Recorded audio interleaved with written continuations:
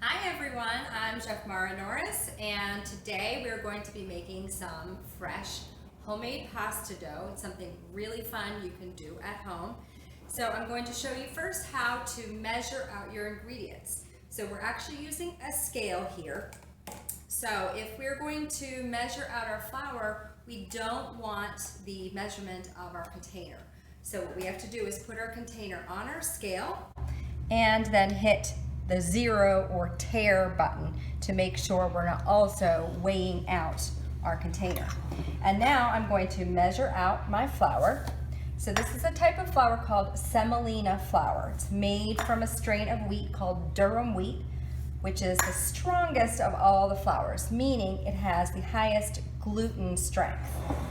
Gluten is an elastic network that allows our dough to stretch out. So that's really what we need for pasta. So the other ingredients in our pasta dough are some eggs, some olive oil, and just a little bit of salt in with our flour. You want to make sure that your eggs are at room temperature.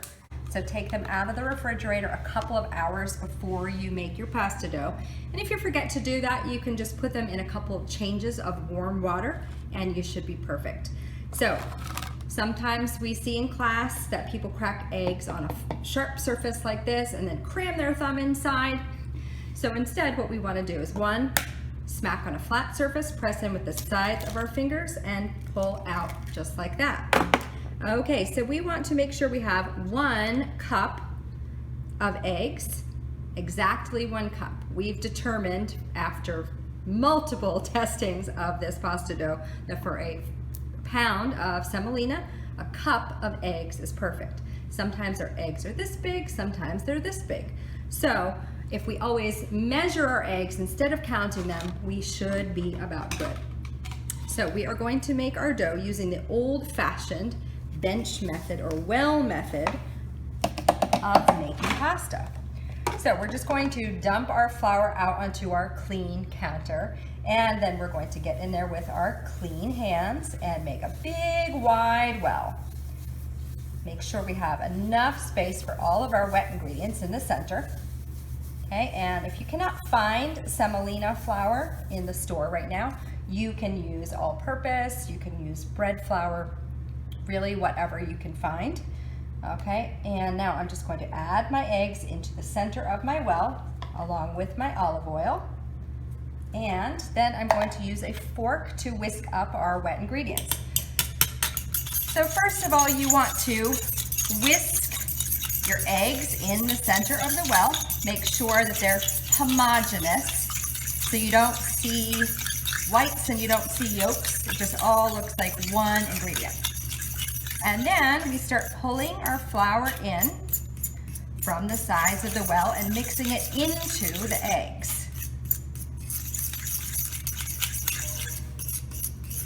This is a really fun thing to do with your kids or with your honey when you're at home and you can't go out to your favorite restaurant.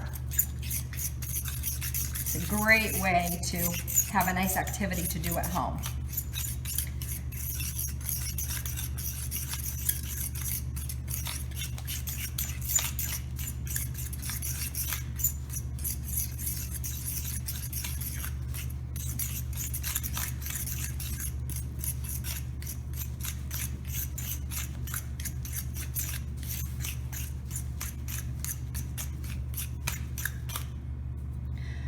Once you see that the ingredients in the center aren't going to run out if you broke one of your walls there, we're going to get our hands involved. So we take our hands, use them almost like a paddle. We're going to get underneath our ingredients, press over, and then we're going to start the kneading process, which is to push out, pull back, push out, pull back. It's going to start coming together into a nice ball of dough.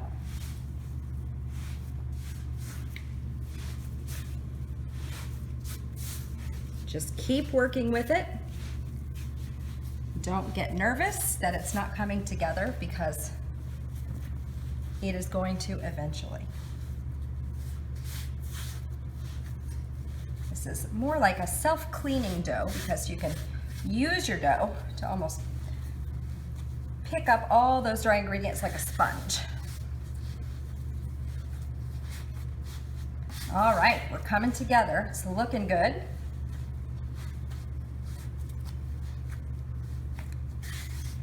Picking up all those dry ingredients. Now, once your dough is together into a ball, you want to test the consistency. So we're going to grasp it really hard with our hand and see how it kind of made a little bit of a suction action. Okay, and it's leaving a little bit of debris on my hand. We know it's a little bit too moist. So I'm going to go in with a little bit of flour, and when I say a little bit, that's what I mean, just a little bit. We don't want to overwhelm the dough with extra flour, because then we'll have to go back in and we're gonna have to add more moisture. So just start with a little. You can always add more, but you can't take it away. Okay, so we're working that in. Again, pressing out, pulling back, pressing out, pulling back.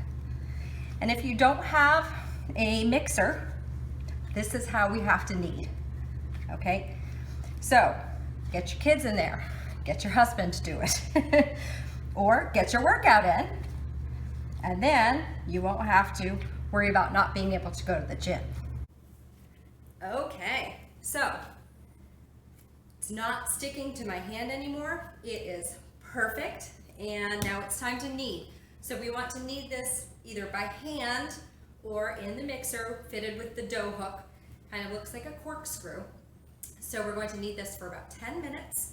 And then after we let it knead, we need to let it rest at room temperature for about half an hour before we roll it out.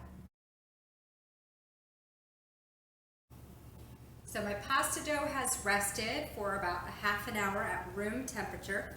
It is much easier to roll out at room temperature than if it's out of the refrigerator. So I am going to get my pasta dough unwrapped. Make sure you put plastic wrap on it or else it starts to dry out and almost get a skin on the outside. All right, I also have a piece of plastic wrap on my counter. So if I'm rolling this out myself, again, the dough will dry out quickly. So I want to keep my sheets under the plastic wrap, and that way it won't dry out. Now, if you have a buddy and you're doing this together, you can probably get it done quickly enough that you don't have to store it under that plastic wrap. Okay, so I have my mixer here and I have my pasta roller. So I want to start on the lowest number, number 1, which is the widest setting. So the square peg fits into the square hole right up here, and then you just twist the knob tight to hold your roller in place. I'm going to use my bench scraper to cut off a piece of dough, and it's probably about the size of a baseball. All right, so I'm going to use my hands to press that out nice and thin, just thin enough to the point where it can fit inside the roller. All right, and then we're going to turn our mixer on, and we're going to start on number 1, roll it through. Make sure we're pulling toward ourselves because there's only so far you can go that way. Okay, so once you roll that through, I am going to fold this in thirds, just like a letter, if anybody remembers what those are. All right, and then we're going to put that back through, and this is the only time we need to do that letter fold. Okay, so the open end is going to go back inside the roller, and that's going to straighten out our sides. Okay, and then we go through 2 times, 1 and 2. From here, we start moving the numbers up. I go to number 2, make sure it flips into that next number. Every time we move up a number, we go through 2 times. So I'm on number 2 right now. I went through once and twice. Alrighty, I'm going to go up to number 3 and go through how many times? 2 times. I think we get the point by now. Now if it starts getting longer, you can go in with the end that just left, And that way you're not having to reset your arms every single time. Okay, so we're going to go for at least number 4, and then I'm going to check the thickness at that point. So it really depends on what you're using that pasta dough for as to the thickness that you want. Usually in class, when we make our fettuccine and our ravioli, we go through about number 5, and that's usually about the perfect thickness for our fettuccine. And then if we're doing a stuffed pasta, that's also a good thickness, so it doesn't fall apart when you are assembling the ravioli or tortellini, whatever it is we're making. Okay, I'm on my last number here, number 5. Go through 2 times. I will tell you, the kids love doing this. So if you don't already have a pasta roller, you can order them online. They will ship to you in a couple days, and they usually come in a pack of 3. So you got the roller, you got the fettuccine cutter, and then a spaghetti cutter. You can just buy the roller if you want to hand cut your pasta. Okay, so here is my beautiful sheet of pasta. If we're making lasagna, you can just leave them right here in the sheets, but I'm going to show you how to cut that up into fettuccine as well. All right, I have switched my pasta attachment to the fettuccine cutter. Now this is about 2 lengths of pasta, so I'm just going to use my bench scraper to cut that in half. You can also use a paring knife or a pizza cutter. Either one of those works. All right, now I also have my pasta tree, so I can hang my pasta. Now you can dry your pasta on here if you want to, but I feel like if you're going to go through the trouble of making fresh pasta, why dry it after that? All right, so I turn my mixer on, and you're going to go through exactly the same way that you just rolled out your pasta. The only difference is going to be cut on the other side, so be ready to catch it. So here it is coming through. Dun, dun, dun, dun, it's cut. Okay, so again, we can store it on the pasta tree until we're ready to cook it off. All right, I'm going to do that one more time.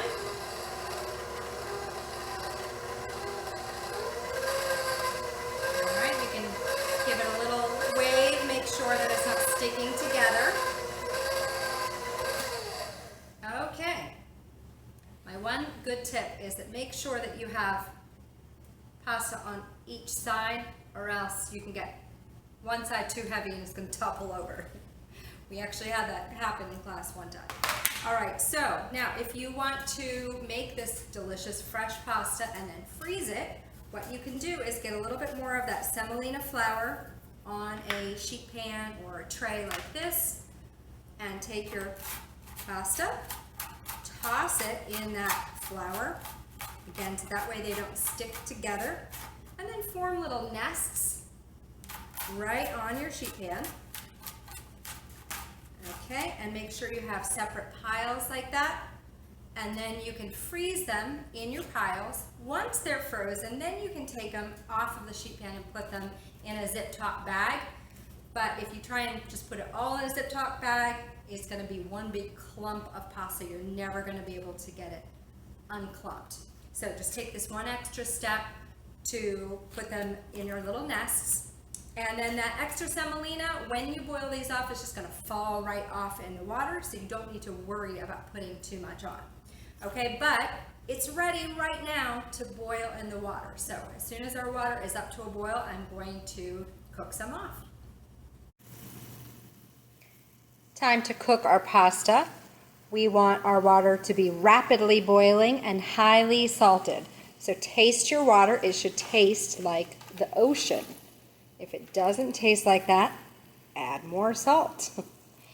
So I'm going to add my pasta nests to my pot. No oil needed in there. That is an old wives' tale that you add oil to your water. Oil and water don't mix, so it's not doing anything. You do, however, want to give it a nice stir and make sure that all the noodles have separated. And then we're just going to boil them for about 2 to 3 minutes. When that timer has gone off, you're going to taste and make sure it has a little bit of a bite to it, and that's what we call al dente texture. Okay, pasta has been cooking for about 3 minutes or so, and I'm going to pull a noodle out and give it a little taste. Make sure that it has that nice texture that we're after.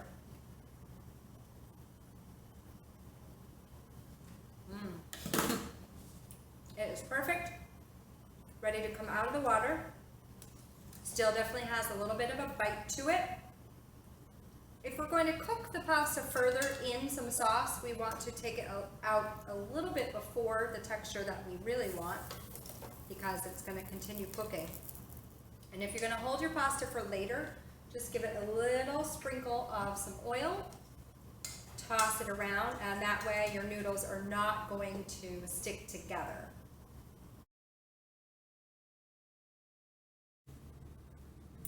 If you do not already have a pasta roller at your house, or you don't want to invest in one, you can roll your pasta dough out by hand. Most people have a rolling pin at their homes. So I'm just going to put a little bit of that semolina flour on my surface, and again, just press your dough out by hand. Okay, kind of press it into your flour a little bit. Flip your dough over a couple of times, make sure it's not sticking to your counter. Okay, and then I'll put a little bit of that flour on my rolling pin, and then just go back and forth, back and forth. And then you really kind of have to use some elbow grease here. All right, back and forth, back and forth. And then you might want to flip it over and just make sure we have enough flour on your dough.